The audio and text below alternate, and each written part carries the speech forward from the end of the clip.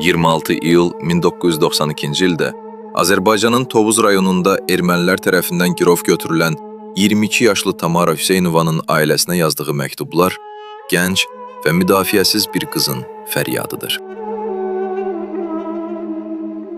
Anam, qardaşım, zindanda çürüyən canım sizə qurban. Məni axtarın. Hər gün ana, bacı, qardaş deyə ağlayıram. Yalvarıram, nə olar, məni erməni əsirliyindən qurtarın.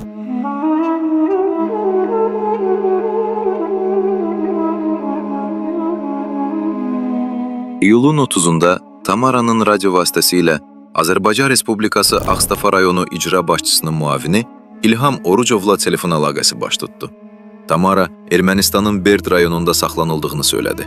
Avqust ayında Azərbaycan və Ermənistan sərhəd bölgəsi nümayəndələrinin görüşündə Ermənistan kəşfiyyatının polkovniki Aleksandr Tovmasyan, polis rəisi Charles, Daşnaqsuçunun Şəmsəddin mahal başçısı Robert, Tamaranın Ermənistanın Berd rayonu Paravakar kəndində axtarışda olan Miguel Alaverdiyanın evində saxlanıldığını təsdiqlədilər.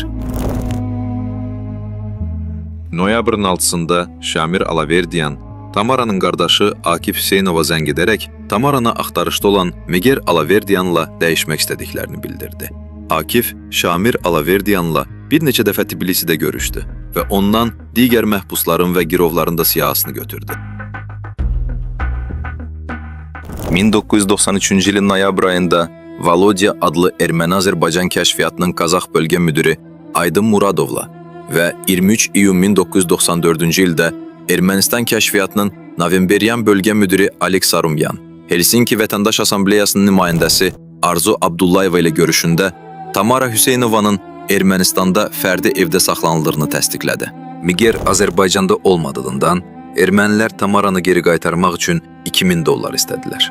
Tamaranın ailəsi tələb olunan pulu tapa bilmədi.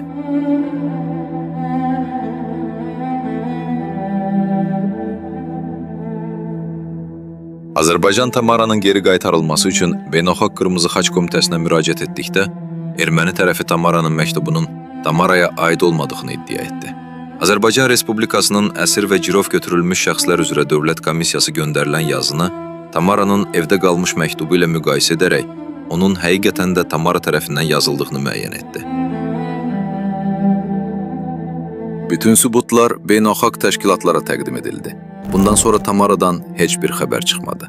Dövlət Komissiyasının arxivində Tamaranın yazdığı məktublar, suallar, cavablar, yazışmalar və Akif Hüseynovun bacısının izlərini axtararkən ermənilərdən aldığı siyahılar hələ də Tamaranın erməni əsirliyindən xilas olunmasını gözləyir.